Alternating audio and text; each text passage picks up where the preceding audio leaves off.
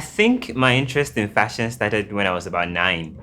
And my parents, I grew up in a full house. My parents were also very, very strict and like the um, conservative type. So I was always home watching music videos. And around the time I was watching a lot of music videos from the 80s. So Michael Jackson, Wham, and all of the Madonna, all of those good ones. And I tried to mimic what they were wearing in the music videos. And I think after a while, it just grew on me.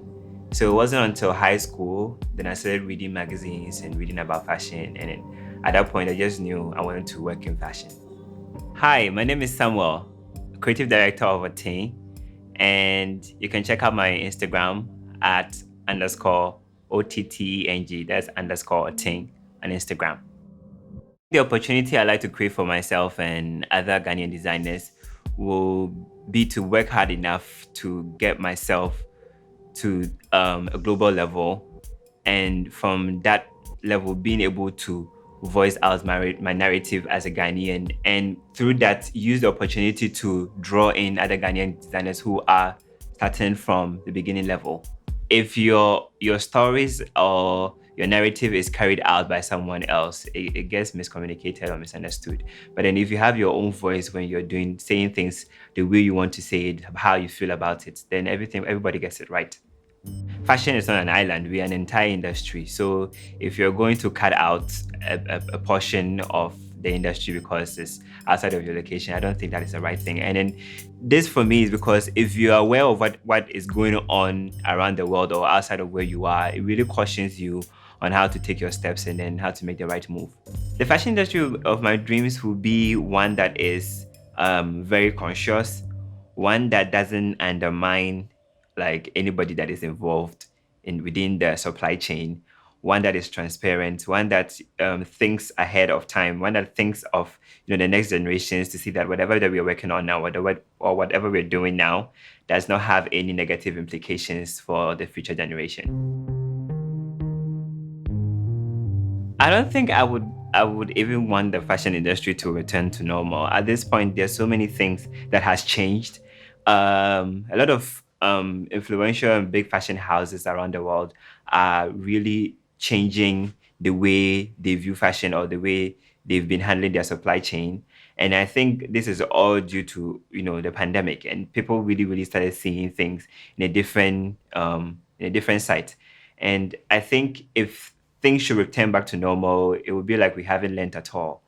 So for me, I wouldn't wish that things go back to normal. We should just head forward. So the impact of secondhand clothing industry in Ghana for me is both negative and positive. And negative in the sense that I mean there's an influx of clothes like coming in every day. And this will be a challenge when you are a designer or also a clothes maker, because there are cheap clothes that are coming in every day, and then you are putting a lot of hard work to do your clothes, and then it's your ultimate competition. Either your consumers or people who like to like patronize in your clothes will not be as interested because like there's a cheaper version that is like coming in every day. And the positive side is, aside looking at it as a competition, I also see it as an avenue for raw material. Most of the collections that I've worked on as a designer, I source my materials from the secondhand clothing market here in Ghana, and most of them were trashed. Most of them were stocks that were not sold, and then this fed into my design processes, and then they came out as wonderful wearable pieces that have been upcycled. Sustainable practices have been around and have been with us as Africans for a very long time, and this is because we have always been making our own clothes.